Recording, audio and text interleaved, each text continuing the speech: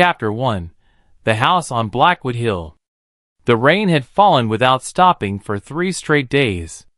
Thunder rolled across the dark sky as lightning briefly illuminated the lonely road leading to Blackwood Hill. Dense fog crept between the ancient trees, swallowing everything beyond a few feet. Even the birds had gone silent. Locals believed silence was the first warning.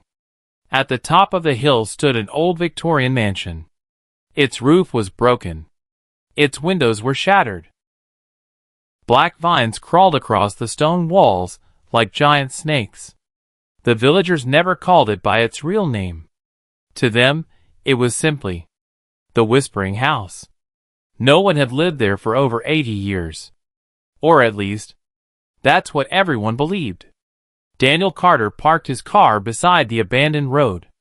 He was 28 years old, a well-known investigative journalist famous for exposing fake ghost stories. Haunted hotels, cursed forests, abandoned hospitals. He had visited them all and proved there was always a logical explanation. This house would be no different. He grabbed his backpack. Inside were a flashlight, 2 cameras, extra batteries, a voice recorder, a drone, food, bottled water, and a sleeping bag. Everything he needed for one night inside the mansion. His phone showed 6:47 p.m. There was no signal. He smiled. Perfect. Before climbing the hill, Daniel stopped at the only shop still open in the village.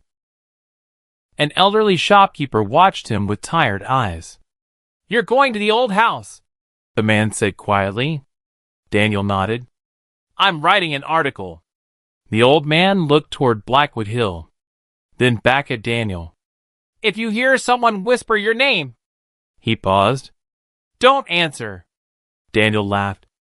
"What if it's just someone trying to scare me?" The old man's face turned pale. "It won't be." A cold wind swept across the hill. The iron gate surrounding the mansion was covered in rust. As Daniel pushed it open, it let out a long, painful screech. Scree. The sound echoed through the empty valley. For a brief moment, it almost sounded like someone screaming. Daniel ignored the thought. He walked through. The gate slammed shut behind him. Bang! He spun around. There was no one there. No wind. No movement. Only silence. The front yard was overgrown with dead grass and twisted trees. Stone statues stood scattered across the garden. Every statue was missing its face. Daniel frowned. "That's strange." He raised his camera and began recording. "Day 1, he said into the lens. "I'm standing outside the famous Whispering House. Locals claim voices come from inside every night. Let's find out if there's any truth to the legend." Lightning flashed again. For less than a second. He thought one of the statues had turned its head toward him. When the darkness returned, it was facing forward again. Daniel forced himself to smile. "Just my imagination." The mansion's front door stood slightly open. It creaked slowly, as if inviting him inside. The smell hit him immediately. Dust, rotting wood, mold, and beneath it all, a faint metallic scent, like old blood. The entrance hall was enormous. Cobwebs hung from the ceiling. Broken furniture lay scattered across the floor. A massive grandfather clock stood against one wall. Its hands were frozen at 3:13 a.m. Daniel checked his watch. 6:58 p.m. He walked deeper inside. Every footstep echoed through the empty mansion. The walls were covered with old family portraits. Men, women, children. Everyone wore black clothing. No one smiled. As Daniel shined his flashlight across the paintings, he noticed something disturbing. Every person's eyes had been scratched away. Not painted over. Scratched. As if someone desperately wanted to destroy them. Then, his voice recorder beeped. He frowned. He hadn't even turned it on. Slowly, He picked it up. Static filled the speaker. Then a soft voice emerged. Barely louder than a breath. Daniel! He froze. His name. Someone had whispered his name. He quickly looked around the hallway.